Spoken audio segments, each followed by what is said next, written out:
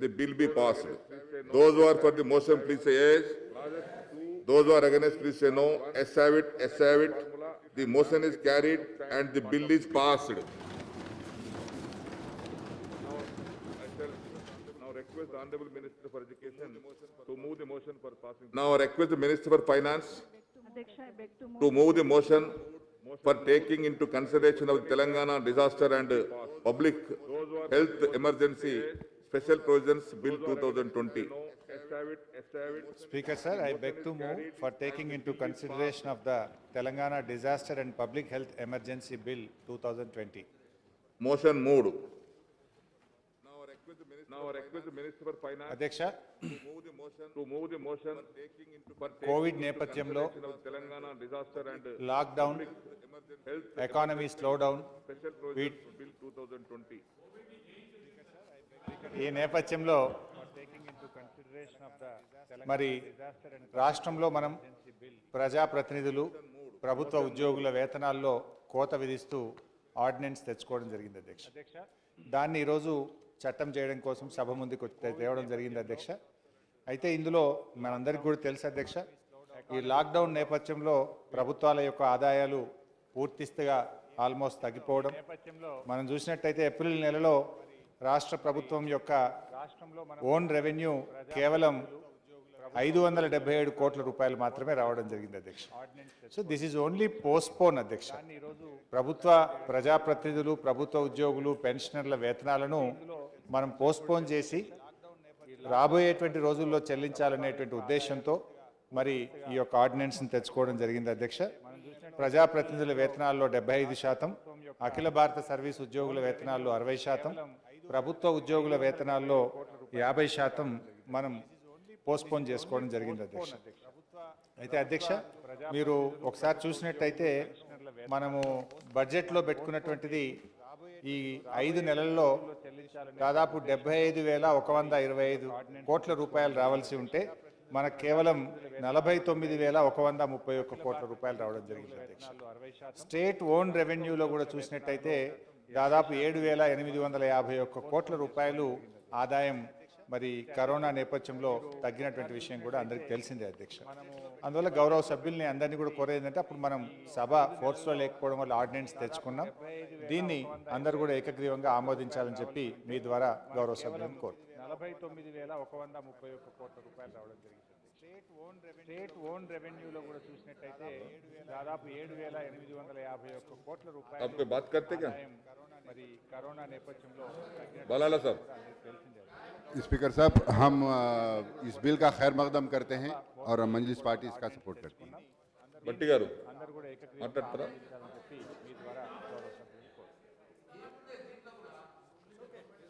Approve చేయమంటారా? సరే, ఇది దృష్టిలో పెట్టుకొని డిఫర్మెంట్ ఆఫ్ శాలరీస్ అని చెప్తా ఉన్నారు. కొద్ది కాలం తర్వాత మళ్ళీ తిరిగి వాళ్ళు అందరూ ఇస్తామని చెప్తా ఉన్నారు. ఇట్స్ ఓన్లీ టైమింగ్, ఎంత టైం అనేది ఒకసారి మంత్రి గారు క్లియర్గా చెప్తే రాష్ట్ర ప్రజలు కూడా ఎవరికి ఆందోళన లేకుండా ఉంటుంది. సో ఇది ఉన్న పరిస్థితుల్లో దీనికి ప్రత్యామ్నాయంగా వేరే మార్గం లేదు కాబట్టి తప్పనిసరిగా దీన్ని మేము కూడా కాకపోతే ఎవరిది కూడా మీరు చెప్పిన స్టిపులేటెడ్ టైంకి కంపల్సరీ ఇవ్వాలి. ఎవరిని కూడా క్యాన్సిల్ చేసే పరిస్థితి మాత్రం ఉండకూడదు. ఎట్టి పరిస్థితుల్లో ₹1 కూడా ఎవరికి తగ్గించడం కానీ క్యాన్సిల్ చేసేది ఉండదు బట్టి గారు. ఇట్ ఈస్ ఓన్లీ ఏ డెఫర్మెంట్. అయితే ఇది ఎప్పటిలోగా ఇచ్చేది గౌరవ ముఖ్యమంత్రి గారి పరిశీలనలో ఉంది. ఈ నెలాఖరు కల్లా ప్రభుత్వం ఒక నిర్ణయం తీసుకొని ఎప్పుడెప్పుడు ప్రభుత్వ ఉద్యోగులకు ఎప్పుడు ఇస్తాం, ప్రజాప్రతినిధులకు ఎప్పుడు ఇస్తాం, పెన్షనర్లకు ఎప్పుడు ఇస్తాం అనేటువంటిది సవివరంగా అతి త్వరలోనే ప్రభుత్వం ఒక నిర్ణయం తీసుకుంది. The question is that discussion reply is over. The question is that the Telangana Disaster and Public Health Emergency Special Provisions Bill 2020 be taken into consideration. Those who are for the motion, please say yes. Those who are against, please say no. The motion is carried and the bill is considered. Sir, ఇది శ్రీధర్ బాబు గారు ఒక మంత్రిగా పనిచేశారు. I shall now put the clauses to vote. There are no amendments to clauses 2 to 9. Clause 1 enacting formula and long title and they are before the house. ఎవరైతే The applicants question ఉన్నారో is that universities కోసం those who are for classes 2 to 9, class 1 enacting formula and long title, please say yes. Those are against, please say no. Yes have it, yes have it. Classes 2 to 9, class 1 enacting formula and long title do stand the part of the bill. Now I shall request Honorable Minister for Finance to move the motion for passing the bill. Adhyaksha, I beg that the bill be passed. Motion moved. The question is that the bill be passed. Those who are for the motion, please say yes. Those are against, please say no. Yes have it, yes have it. The motion is carried and the bill is passed. Now I request the Minister for Finance to move the motion for taking into consideration of Telangana Public Employment Regulation of Age of Superannuation Amendment Bill 2020. Adhyaksha, I beg to move for taking into consideration of the Telangana Public Employment Regulation of Age of Superannuation Amendment Bill 2020. Motion moved. I request the Minister for Finance to explain the aims and objects and silent features. అధ్యక్ష, ఇది quite simple bill అధ్యక్ష. గతంలో మన ప్రభుత్వ medical కాలేజీల్లో పనిచేసేటువంటి అధ్యాపకుల యొక్క ఏజ్ను 58 సంవత్సరాల నుంచి 65 సంవత్సరాలకు పెంచుతూ ప్రభుత్వం నిర్ణయం తీసుకుంది. అదే ప్రాసెస్లో ముఖ్యంగా ఆయుర్వేద, హోమియోపతి, యునాని, న్యాచురోపతి ప్రభుత్వ మెడికల్ కాలేజీల్లో పనిచేస్తున్నటువంటి అధ్యాపకుల యొక్క వయసును 58 సంవత్సరాల నుంచి 65 సంవత్సరాలకు పెంచుతూ ఈ యొక్క బిల్ తేవడం జరిగింది అధ్యక్ష. ముఖ్యంగా దీని ఉద్దేశం వల్ల కూడా ఏమైందంటే అధ్యక్ష, చాలామంది రిటైర్మెంట్ దాంట్లో ఉన్నారు, ఎక్స్పర్ట్స్ దొరకడం లేదు.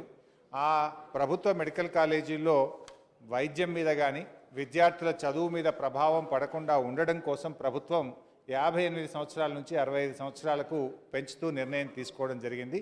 ఇది దీనివల్ల మన రాష్ట్రంలో 5 ప్రభుత్వ మెడికల్ కాలేజీలు ఈ ఆయుర్వేద, హోమియోపతి, న్యాచురోపతి, యునానీలో ఉన్నాయి. వీటికి బెనిఫిట్ అవుతుంది. దాదాపు 52 మంది ప్రొఫెసర్స్, అసిస్టెంట్స్ ప్రొఫెసర్స్ యొక్క సర్వీసు పెంచుకోవడానికి వెసులుబాటు కలుగుతుంది. విద్య, వైద్యంను మరింత బలోపేతం చేయాలి, అనుభవజ్ఞుల యొక్క సేవలు వినియోగించుకోవాలనే ఉద్దేశంతో దీన్ని తీసుకురావడం జరిగింది. మీరందరూ దీన్ని ఏకగ్రీవంగా ఆమోదించాలని కోరుతున్నాను. जनाब स्पीकर साहब, हेल्थ सेक्टर में ये जो हद उम्र मुलाजिमीन की में इजाफ़ा किया गया है, एमआईएम पार्टी की तरफ से हम तायद करते हैं। साथ ही साथ आपके ज़रिए मिनिस्टर साहब को ये कहना चाहते हैं कि आपकी पार्टी के इलेक्शन मैनिफेस्टो में, इंतखाबी मंशूर में तमाम मुलाजिमीन के लिए हद उम्र में इजाफ़े के लिए वादा किया गया था और उन तमाम के लिए अगर इसमें इजाफ़ा किया जाए तो बेहतर होगा। ये सच है कि अब फिलवक्त आप सेहत के मैदान में जो मुलाजिमीन हैं उनके हद उम्र में इजाफ़ा किए हैं, हम इसका खैर मकदम करते हैं। साथ ही साथ ये भी याद दिलाते हैं कि आपने इंतखाबी मंशूर में वादा किया था आवाम से कि तमाम मुलाजिमीन की भी उम्र में इजाफा, सर्विस की उम्र में इजाफा होगा। हम आपसे यही मुतालबा करते हैं और इसकी तायद करते हैं। शुक्रिया। भट्टी गारू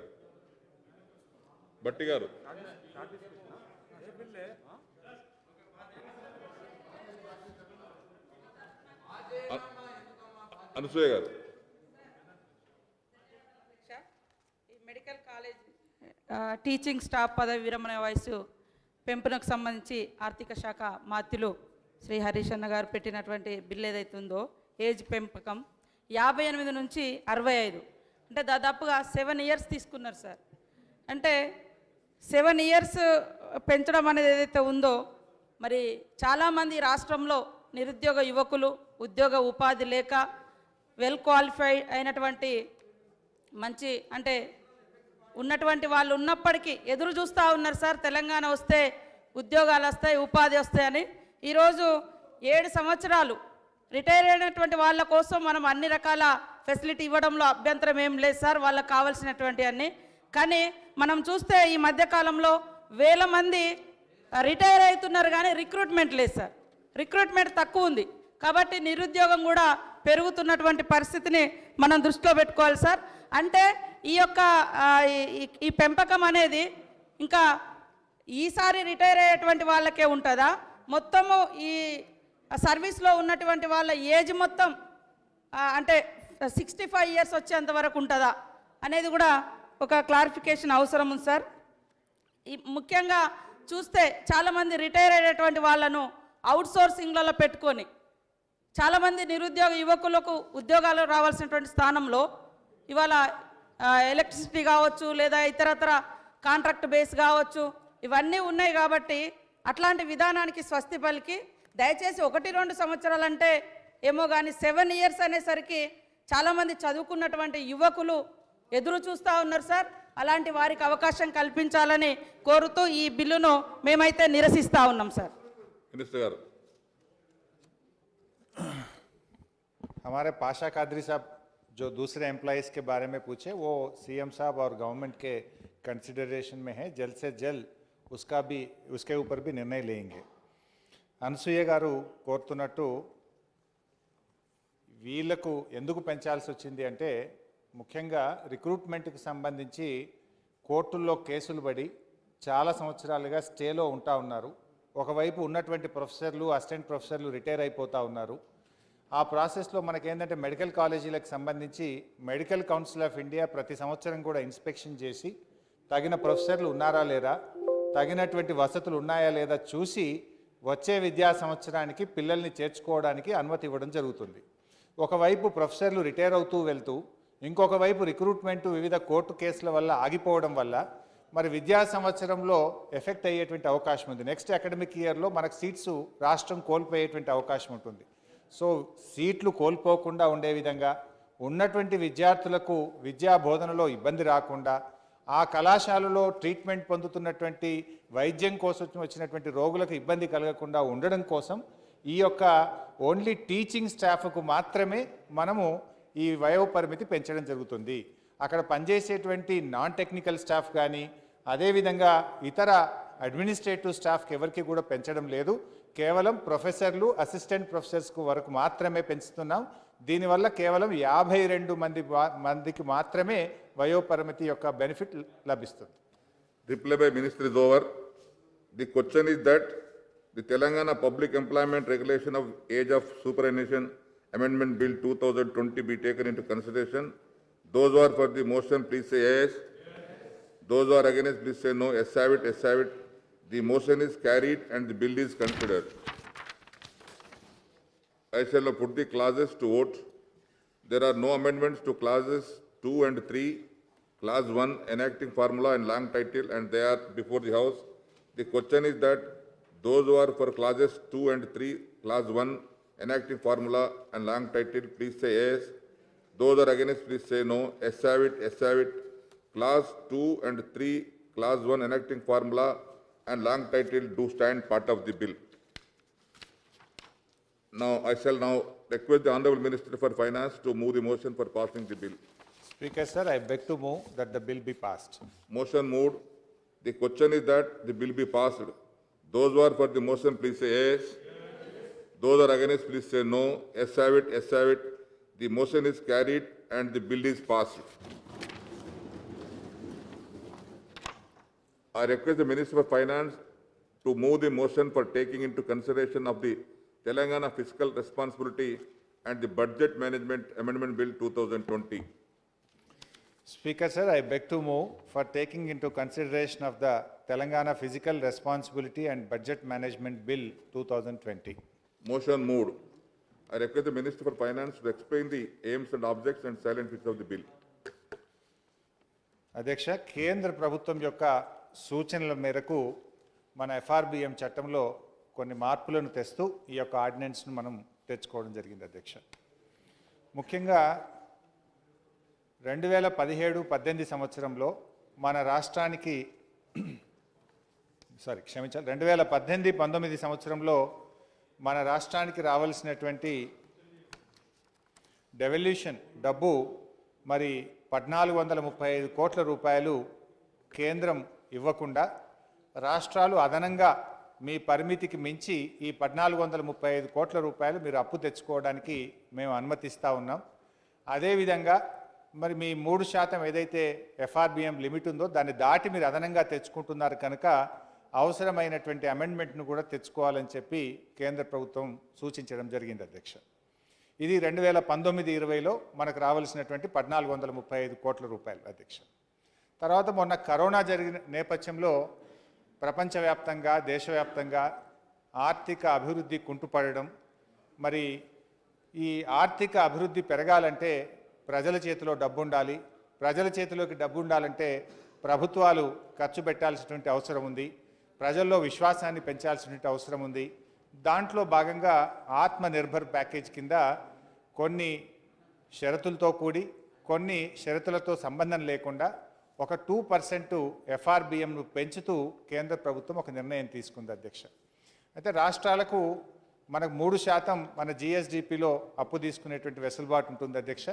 అయితే దాన్ని మరో 2%కి పెంచుతూ 5% ఈ ఆర్థిక సంవత్సరంలో మనం డబ్బులు సమకూర్చుకోవడానికి కేంద్రం మనకు అనుమతి ఇవ్వడం జరిగింది అధ్యక్ష.